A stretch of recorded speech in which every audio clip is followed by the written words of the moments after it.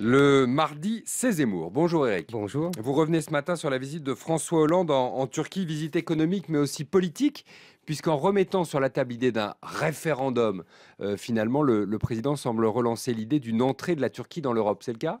Bah, comment faire du Sarkozy tout en donnant l'apparence qu'on fait tout le contraire? Cette dialectique subtile s'avère finalement le fil rouge du mandat de François Hollande. La Turquie en est un exemple flagrant.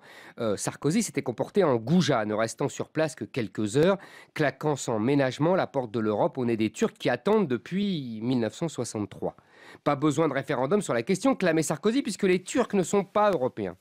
Hollande fait apparemment tout le contraire. Il prend son temps, reste 48 heures, est très poli avec Erdogan.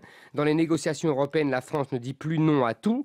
Et Hollande, aussitôt arrivé à Ankara, promet que le peuple français sera consulté par référendum sur l'entrée de la Turquie dans l'Europe, renouant ainsi avec la promesse de Jacques Chirac annulée par son successeur.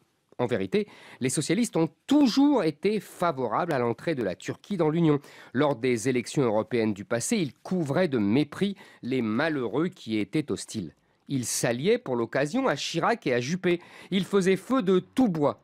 Mais derrière des arguments plus ou moins spécieux, les socialistes se faisaient une fois de plus les avocats des milieux d'affaires qui ne rêvaient que de consommateurs turcs enrichis et de salariés turcs dociles et pas chers.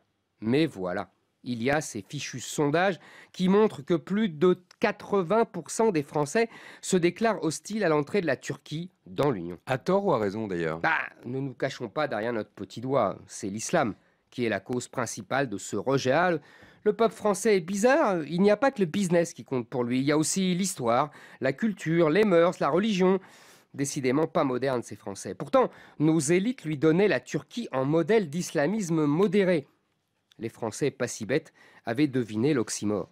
Erdogan n'a pas tardé à leur donner raison, de plus en plus islamiste et de moins en moins modéré, de plus en plus autocrate et de moins en moins démocrate, de plus en plus corrompu aussi, avec de moins en moins de croissance. Comme si, en vieillissant, Erdogan revenait à ses certitudes de jeunesse lorsqu'il clamait « Les minarets seront nos baïonnettes, les coupoles nos casques, les mosquées seront nos casernes et les croyants nos soldats ».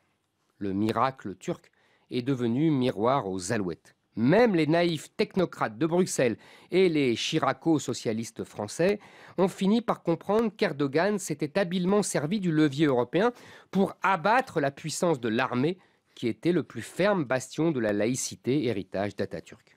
Alors, Hollande a dû une fois de plus capituler en race campagne et sur la Turquie aussi, les socialistes ont désormais le choix entre se renier ou trahir leurs paroles.